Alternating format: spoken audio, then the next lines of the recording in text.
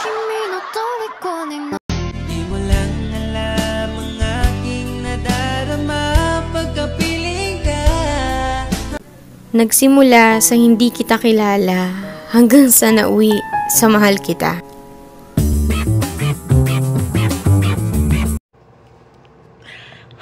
Another video, another share guys, another POV. So ngayon magbibigay tayo ng point of view sa dalawa sa mga TikTok video ni Rachel. Intense to dahil may kilig, may halong pagmamahal, masaya, good vibes lang. Ganon. But anyways, bago ang lahat, don't forget to support and subscribe. Kuya Val Santos Matubang, Ate Edna Vlogs, Kalinga Prabro, Walang Malalag, Kalinga Prowell, Kalinga Pedro, Rachel Morales Vlog, Kalinga Angeli, Kalinga Pros, ano pa, sino pa ba? At sa lahat ng Team Kalingap na sa araw-araw nagbibigay ng inspirasyon at kasiyahan, pagmamahal at paglilingap.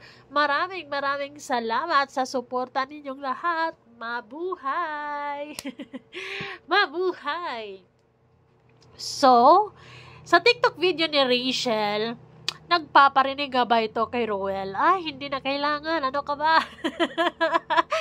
Narinig at ramdam na ni Roel ang mga bagay-bagay at pagmamahala nilang dalawa. Ano? Well, sabi nga ni Rachel kahapon ay sila ay nagmamahala. No? Wala na din yun kasi nga may love kami. No? Di ba? Ay, di ba? Isa po, nagmamahalan kami. Ay, asa? Sumusunod sa'yo, mahal kita, yan ay totoo. Na makakapigil pa, ganun talaga ang buhay. Kaya naman natin sila sinusuportahan dahil sa pagiging legit, sa pagiging real na real, sa pagiging masaya at good vibes ang dala-dala nila. Iwan ko ba, somehow you can't explain kung bakit kapag good vibes sila, kapag happy sila, kapag magaan yung vibes nila at naapektuhan ka, nahahawa ka talaga, ganon. Sa simpleng TikTok ni Rachel, talagang mapapangiti ka dahil, yes guys, I can say, proudly say, as a fan, as a lodi ko si Rachel, talagang magaling siya pagdating sa TikTok. TikTokerist talaga ang person. Bago naman siya naging vloggerist, ay TikTokerist naman talaga siya. O, di ba? Maraming talent ang isang Rachel Morales Vlog. Ganon. Yung tipong kahit saan mo isalpak, di ba? Buhay na buhay, mabubuhay kasi maraming alam. Maraming hindi lang maganda. Masipag, mapagmahal, sa pamilya, sa kay Roel of course, at sa mga followers niya, sa mga viewers niya, talagang pinapahalagahan nila yung mga taga-suporta nila. Ayun, maraming salamat sa pagmamahal nyo pabalik sa amin, kaya mas lalo kami, mas lalo kayong minahal ng mga supporters dahil very talagang mabait kayo at yung what you see is what you get. Oh, diba? So guys, ito, isang video na to. Pakinggan nyo. Tchadan! Try ko nga. Pamela 1, Pamela Mela 1, Pamela 2, Pamela Mela 2, Pamela 3, Pamela Mela 3, Pamela 4, Pamela Mela 4, Pamela 1, pwede bang tayo na lang? Pamela 1, Pamela Mela 1, Pamela 2, o diba, ganon.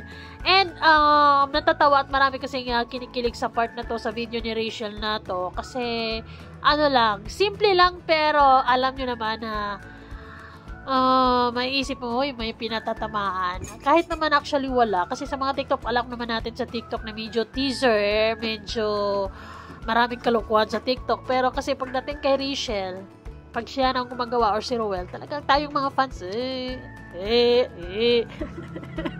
kilig na kilig yarn. Feel yarn. Ramdam na ramdam natin kasi na in love ang mga person. Diba? Anyways, para sa akin, kahit anong level nila ngayon, kung anong meron sila ngayon, as long as masaya sila, nakikita nila natin good vibes sila, Wala silang inaapakan tao, tuloy ang support at pagmamahal, tuloy ang paglingap, tuloy ang pagbibigay tulong. Yan ang pinaka-importante, diba? So, of course, sa video na to, well, taglay lang or pinanganak lang talaga siguro si Rachel na dala-dala talaga niya yung good vibes, no? Yung tipong meron talaga siyang power or a charm na talagang sa simpleng video or kahit sa simpleng ganda niya, sa ganda niya ay mapapatawa at mapapangiti at nakakahawa ng good vibes. Kaya naman talagang swak na swak sa kanila yung embrace positivity and avoid negativity. O, diba? Lagi nating tatandaan, lalo na sa mga nakasubaybay sa dalawang ito, na kapag sumasagi o sumali yan sa utak nyo yung embrace positivity or IPAN, in short, ay talagang mapapangiti ka at you can start your day with a smile and with a good heart and full of positive thoughts, kasi yung idolo natin ay positibo silang mga tao, kaya nakakahawa yung positive energy nila, di ba? Masaya lang, tawanan lang, dahil siguro kasi kaya magaan yung vibes nila kasi punong-puno ng love, di ba? Punong-puno ng happiness, di ba? Walang tinatago, kumbaga all out, and they're just enjoying the moment, gano'n. Although, alam naman natin na they're preparing also for the future, but then still, they're not forget to live. Hindi nila nakakalimutan na, diba, mamuhay at the present at enjoy kung anong meron ngayon at pasalamatan ang lahat ng blessings. Diba? Ang bongga naman talaga. So, pangalawang video, ito na. Huwag mo akong ikumpara sa iba. I'm not them. I'm yours. Wow! Sa piling mo, so sweet, kahit sino. Diba? May pa-I'm yours pa ang person. Totoo naman talaga. Wala nang iba yan. Hindi na natin may isip or wala na tayong may isip na ibang tao na para kay Rachel kundi si Ruel of Malalag lang. Although, nakakahanga si Rachel kasi very fearless talaga siya pagdating sa pagpapahayag, pagdating sa pagbibigay niya ng appreciation kay Ruel or pagdating sa feelings niya kay Ruel or kung paano niya appreciate si Ruel. Talagang makikita, manaramdaman mo yan sa mga caption niya through TikTok. And same kay Ruel. Diba? They appreciate each other and that's a big factor talaga na nakikita ng mga fans na we are in the right path. Char! Masaya lang, ganon. Kaya intense ang kanilang samahan, intense ang kanilang love, intense ang happiness kapag silang magkakasama. Iba kasi ang magnetic power nilang dalawa. Talagang nakakahawa, gano'n. Talagang contagious. Like contagious. Ano ba nga yun? Yung nakakahawa. Gano'n. So, yun. Make positivity contagious. Ika nga, sabi nga ni Ruel, diba? They're promoting also na we support the Team Kalingap. We support Edrica and kung sino man ang gusto nyo, diba? As long as happy ka sa sinusuportahan mo, as long as happy ka sa pinapanood mo, hala sige, dyan ka, suportahan mo dyan, diba? Huwag na mag-away-away, pati pa naman sa Blue Heart, pinag-aawayan nyo pa yung Blue Heart. Binibig deal pa yung Blue Heart, ano ba? Katawaan lang naman yan. Ano ba kayo? Huwag na ganyan. Ganyan kasi talaga ang buhay.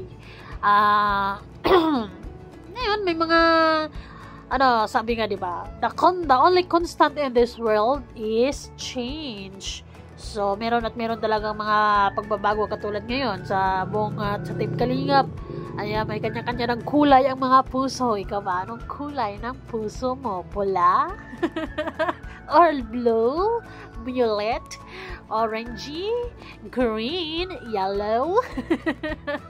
But anyways, I'm so happy for Rachel and Ruel dahil talagang nakikita ko sila na talagang hindi na sila dependent sa Kalingap. They're part of the Kalingap but hindi sila independent sila sa Kalingap. They are trying to stand their own feet and tumulong ng sarili, 'di ba? So yun naman mahalaga, yun naman ang purpose na Diba, sabi nga, diba, the more, the merrier. Mas maganda yung maraming umunlad or unlad sa Team Kalinga para naman yung tao na yan, kapag uunlad at kaya nang tumulong, meron na naman siyang, kumbaga ang Ruel and Rochelle ay sanga ng Kalingap na talagang makikita mo na they are very may pusong paglilingap at may pusong pagtulong at they're very kind. Both of them, sa totoo lang. Swerteng-swerte talaga si Ruel kasi, yes, charity vlogger siya. Kaya nakahanap naman siya ng isang tao na maganda at may pusong mamon. Hindi, may pusong nakakaintindi ng mga ginagawa ni Ruel sa araw-araw. And that's very important na merong isang tao na nakakaintindi sa ginagawa mo sa araw-araw at walang iba kundi si Rachel. Kaya very, talaga sila, swak sa isa't isa. Bagay na bagay, ganon. Kaya naman sulit at liglig ang kilig sa dalawang ito dahil, yun, sobrang lang sila. Good vibes. Siguro kasi ang foundation nila ay hindi basta-basta. Pagmamahalang tunay kasi. So that's it! Babush! Bye!